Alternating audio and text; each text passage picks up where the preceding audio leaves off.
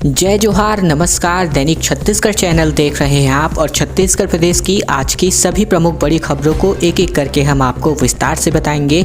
इससे पहले अगर आप छत्तीसगढ़ प्रदेश के हैं, छत्तीसगढ़ समाचार ठीक इसी प्रकार रोजाना देखना चाहते हैं तो नीचे लाल कलर का सब्सक्राइब बटन दिया है, जिसे दबाकर इस चैनल को आपको सब्सक्राइब करना है। शुरुआत सबसे पहली बड़ी खबर के साथ करते हैं। 10वीं और 12वीं की बोर्ड परीक्षा मार्च महीने में होने जा रही है, लेकिन शिक्षा विभाग की टेंशन इस वजह से बढ़ती जा रही है। छत्तीसगढ़ माध्यमिक शिक्षा मंडल ने मार्च से 10वीं और 12वीं की बोर्ड परीक्षा आयोजित करने का निर्देश पहले से ही जारी कर रखा है। बोर्ड परीक्षा के निर्देशित भी कर दिए गए हैं, लेकिन अब तक जिले में पढ़ने वाले बोर्ड परीक्षार्थियों का 30% से ज़्यादा सिलेबस अब भी बाकी है। सिलेबस पूरा नहीं होने से बोर्ड परीक्षार्थी परेशान है कि परीक्षा में सवालों का जवाब किस तरह से लिखेंगे। परीक्षार्थियों की इस समस्या की जानकारी होने पर शिक्षा विभाग के अधिकारियों ने छात्रों की क्लास ऑनलाइन लगाने और उनका सिलेबस पूरा कराने का निर्देश जारी किया है। सिलेबस पूरा कराने के साथ ही बोर्ड परीक्षार्थियों का आकलन समय समय पर करने के लिए कहा है, ताकि उनकी शिक्षा का स्तर पता चल सके।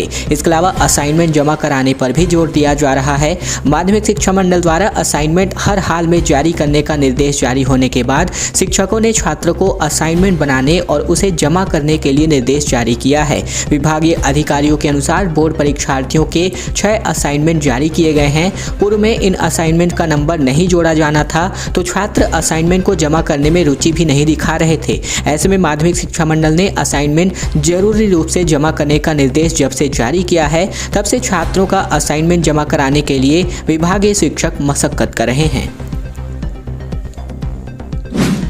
और अब आज की मेडिकल बुलेटिन की बात करें, यानी कि छत्तीसगढ़ में कोरोना संक्रमण के आंकड़े की बात करें, बीते 24 घंटे में 6100 से अधिक नए मरीजों की पुष्टि हुई है।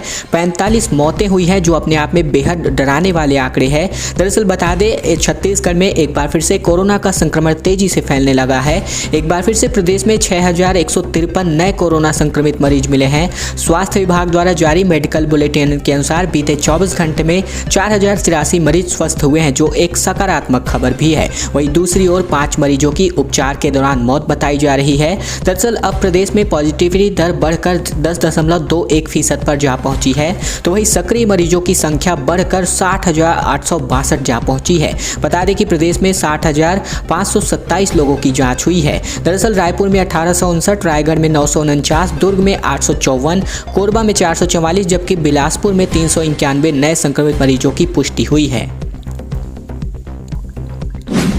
एनआरडीए आंदोलन पर बातचीत बेनतीजा होता दिख रहा है। मंत्री ने कहा, बहुत काम मिला, आंदोलन खत्म कराए। सरपंच बोले, मांगे पूरी कर दे, हम इस्तीफे को तैयार हैं। नवा रायपुर विकास प्राधिकरण यानी कि नवा रायपुर डेवलपमेंट अथॉरिटी के खिलाफ चल रहे किसान आंदोलन में बातचीत की शुरुआती कोशिश बेनतीजा खत्म हो गई है। नगरीय प्रशासन एवं विकास मंत्री डॉक्टर शिव कुमार डहरिया और प्रभावित गाँवों के सरपंचों के बीच आपसी समझ नहीं बन पाई है।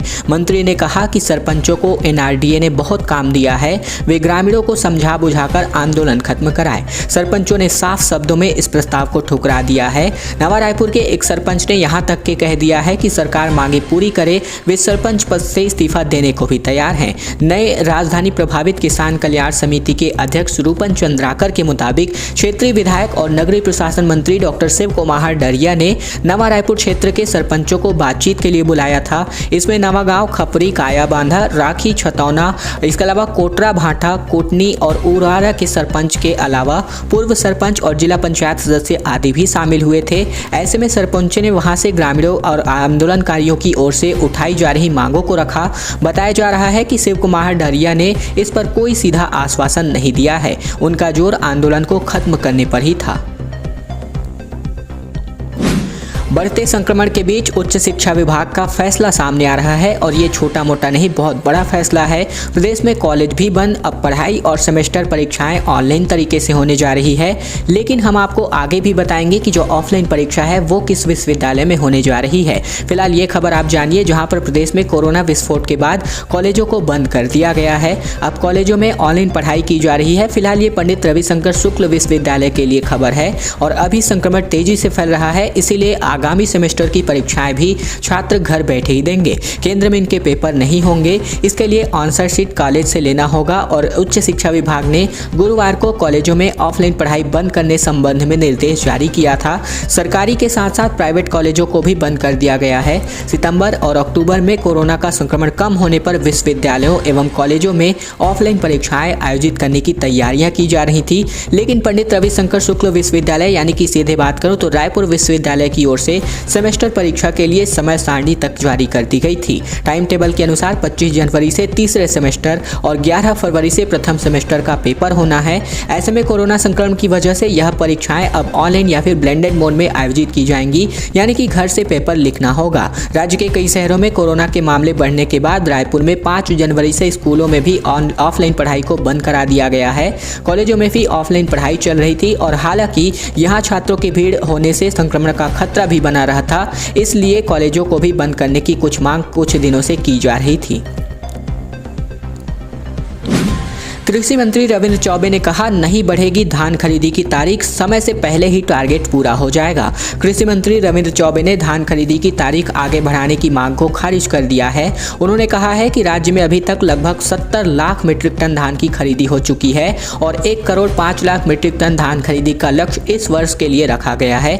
ऐसे में हमें लगता है कि खरीदी की मियाद पहले से ही धान खरीदी के सारे टारगेट हम पूरा कर लेंगे, इसीलिए खरीदी की तारीख आगे बढ़ाने की कोई ज़रूरत ही नहीं है। वहीं राज्य में प्रशासनिक सर्जरी पर श्री चौबे बोले, ये रूटीन का काम है, परिवर्तन होता रहता है, इससे दूसरे नजरिए से नहीं देखा जाना चाहिए। वहीं कोरोना के बढ़ते मामलों पर कृषि मंत्री ने कहा कि मुख्यमंत्री लगातार कोरोना के बढ़ते मामलों की समीक्षा कर रहे हैं। कुछ जिलों में लगातार कोरोना के आंकड़े बढ़ रहे हैं। जिन जिन जिलों में संक्रमण दर लगातार बढ़ता जा रहा है वहां किस तरीके से प्रतिबंध लगाया जाए, हॉस्पिटल की कैसी व्यवस्था की जाए, मैन पावर और अन्य व्यवस्थाएं कैसी की जाए, इस संदर्भ में सीएम ने स्पष्ट निर्देश जारी किया है। फिलहाल ये सभी बातें कृषि मंत्री रविंद्र चौबे ने मीडिया से बातचीत करते हुए कही हुई हैं।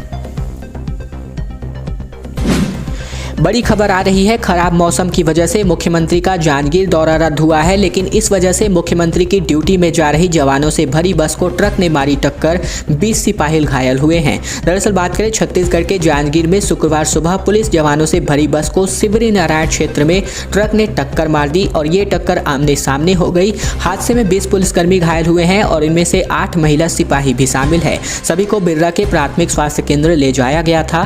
प्राथमिक उपचार के बाद अब सभी सिवरी नारायण अस्पताल ले जाने की तैयारी थी और सभी को ले जाया गया है। ऐसे में सभी जवान मालखरौदा के मोहतरा गांव में होने वाले मुख्यमंत्री भूपेश बघेल के कार्यक्रम में ड्यूटी के लिए जा रहे थे। जानकारी के मुताबिक बिलासपुर से 45 जवानों को लेकर बस जांजगीर जा रही थी और इसी दौरान सुबह तकरीबन 7:30 बजे के करीबन लगभग सिवरी नारायण क्षेत्र में करसदा गाँव के पास सामने से आ रही तेज रफ्तार ट्रक ने बस को टक्कर मार दी और टक्कर लगते ही शोरगुल शुरू होने लगा। ऐसे में डायल 112 को सूचना दी गई और इस पर आसपास के लोग भी मौके पहुंच गए। स्थानीय पुलिस मौके पर पहुंची और जवानों को अस्पताल ले जाया गया। एक और जहां पंडित रविशंकर शुक्ल विश्वविद्यालय में ऑनलाइन परीक्षाओं का आयोजन किया जा रहा है, उसी प्रकार ठीक से 20 जनवरी से दुर्ग यूनिवर्सिटी की परीक्षाएं शुरू होने जा रही हैं। स्टूडेंट्स घर बैठे एग्जाम दे सकेंगे। पहले 18 जनवरी से इस परीक्षा का आयोजन किया जाना था। दरअसल हेमचंद यादव विश्वविद्यालय दुर्ग ने परीक्षार्थियों के लिए तारीखों की घोषणा कर दी है। 20 जनवरी से सेमेस्टर परीक्षाएं विश्वविद्यालय सहित सभी कॉलेजों में शुरू होने जा रहे हैं। 20 से 25 जनवरी तक होने वाले इन एग्जाम को विश्वविद्यालय प्रशासन ने ऑनलाइन कराने का निर्णय लिया है। इसके लिए विश्वविद्यालय ने नई समय सारणी जारी कर दी है। इसके पहले भी परीक्षा के लिए समय सारणी जारी की गई थी, लेकिन अब उसे रद्द कर दिया गया है। विश्वविद्यालय के कुल सचिव डॉक्टर CL देवांगन के मुताबिक 20 जनवरी से सेमेस्टर एग्जाम शुरू हो रहे हैं और इसके तहत स्नातकोत्तर प्रथम, तृतीय एवं पंचम सेमेस्टर, MLB प्रथम, तृतीय एवं पंचम सेमेस्टर तथा LLB के द्वितीय, चतुर्थ और षष्ठम सेमेस्टर की ATKT परीक्षाएं भी आयोजित होने जा रही हैं। उप सचिव परीक्षा डॉक्टर राजमणि पटेल के मुताबिक B.Ed प्रथम एवं तृतीय सेमेस्टर की परीक्षाएं एक साथ आयोजित की जाएंगी। सभी परीक्षाएं ऑनलाइन माध्यम से आयोजित होंगी। प्रतिदिन सुबह 10 बजे विश्वविद्यालय की अधिकृत वेबसाइट पर प्रश्न पत्र डाउनलोड किए जा सकते हैं, जिनके उत्तर परीक्षार्थी घर पर बैठकर उत्तर पुस्तिका में लिख सकेंगे। प्रत्येक परीक्षार्थी को उत्तर पुस्तिका के साथ साथ विश्वविद्यालय द्वारा जारी कवर पेज लगाना अनिवार्य कर दिया गया है। और अब उन स्टूडेंट्स के लिए बड़ी खबर, साथ ही साथ उन क्षेत्रवासियों के लिए बड़ी खबर जो करंट अफेयर में रुचि रखते हैं। 4 हिस्सों में बनेगा जंगल सफारी। पहले हिस्से में शाकाहारी, फिर टाइगर, फिर भालू और लायन सफारी करेंगे डेवलप। दरअसल नवा रायपुर के बाद अब छत्तीसगढ़ में एशिया का दूसरा सबसे बड़ा जंगल सफारी कबीरधाम जिले में विकसित किया जाएगा। यह जंगल सफारी तकरीबन 200 हेक्टेयर क्षेत्रफल का होगा। वन्य प्राणियों की जीव शैली के हिसाब से जंगल सफारी को 4 अलग अलग हिस्सों में डेवलप किया जाना है। इसे लेकर वन विभाग ने फाइनल प्रोजेक्ट तैयार कर दिया है। वहीं इसे जो है छत्तीसगढ़ शासन के वन मंत्रालय को भी भेज दिया गया है। वहां से इस प्रस्ताव को मंजूरी के लिए central zoo authority of India को भेज दिया जाएगा। फाइनल प्रोजेक्ट के रिपोर्ट के बारे में डीएफओ चूड़ामणि सिंह बताते हैं कि कवर्धा में बनने वाला जंगल सफारी तकरीबन 200 हेक्टेयर में विकसित होगा। वन्य प्राणियों की जीवन शैली के हिसाब से जंगल सफारी को जो है 4 हिस्सों में विकसित किया जाएगा। पहले हिस्से में शाकाहारी सफारी होगा जिसमें शाकाहारी वन्य जीवों को रखा जाएगा। दूसरे हिस्से में टाइगर सफारी यानी कि, और तीसरे हिस्से में बियर यानी कि भालू, और साथ ही साथ चौथे हिस्से में लायन सफारी डेवलप हुआ जाना है। इसमें शुरुआत में लगभग 2 साल में 75 करोड़ रुपए खर्च होने जा रहे हैं।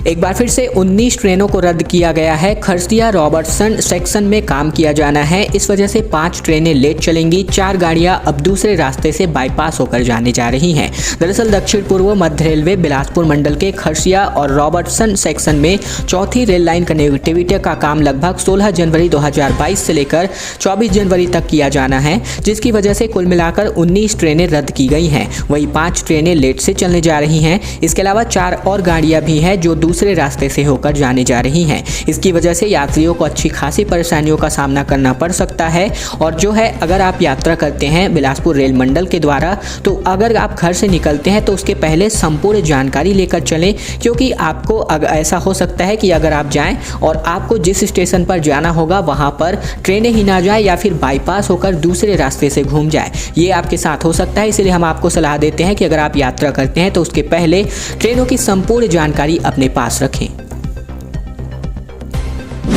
प्रधानमंत्री की राज्यों के मुख्यमंत्रियों के साथ वर्चुअल बैठक संपन्न हुई है। बीते दिन मुख्यमंत्री ने इस बैठक में लिया भाग। प्रधानमंत्री मोदी ने देश में कोरोना संक्रमण की स्थिति की समीक्षा की। सीएम भूपेश बघेल इस बैठक में शामिल हुए। दरअसल प्रधानमंत्री नरेंद्र मोदी ने कोरोना संक्रमण की स्थिति को लेकर राज्यों के मुख्यमंत्रियों के साथ वर्चुअल बैठक की है, यानी कि वीडियो कॉन्फ्रेंसिंग के माध्यम से बैठक हुई है। इसमें छत्तीसगढ़ के मुख्यमंत्री भूपेश बघेल भी शामिल हुए।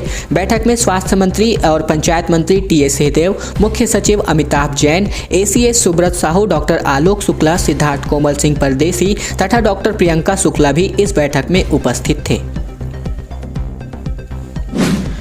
पूर्व मुख्यमंत्री डॉक्टर रमन सिंह का ट्वीट सामने आ रहा है। लिखा, युवती ने आत्महत्या नहीं की, झूठे प्रचार सिस्टम ने उसकी हत्या की है। दरअसल बड़े पैमाने पर रोजगार देने की वजह से राज्य में बेरोजगारी का दर कम होने के राज्य सरकार के दावे पर पूर्व मुख्यमंत्री डॉक्टर रमन सिंह ने जो है तंज कसा है।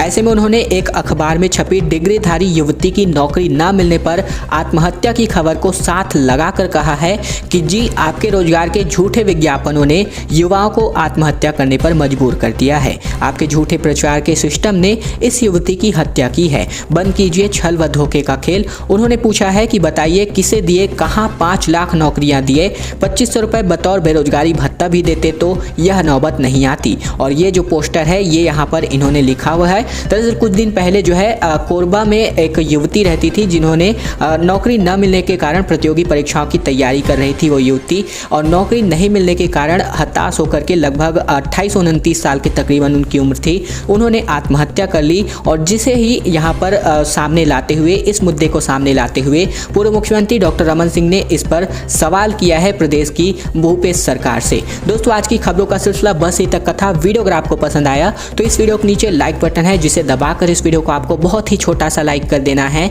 नीचे लाल कलर का सब्सक्राइब बटन भी दिया है जिसे दबाकर इस चैनल को आपको सब्सक्राइब करना है, ताकि प्रतिदिन की महत्वपूर्ण खबरें, छत्तीसगढ़ समाचार बिना किसी रुकावट रोजाना हम आप तक पहुंचा सकें। तो चैनल को सब्सक्राइब करने का बहुत ही छोटा सा काम आप लोगों को जरूर से कर लेना है।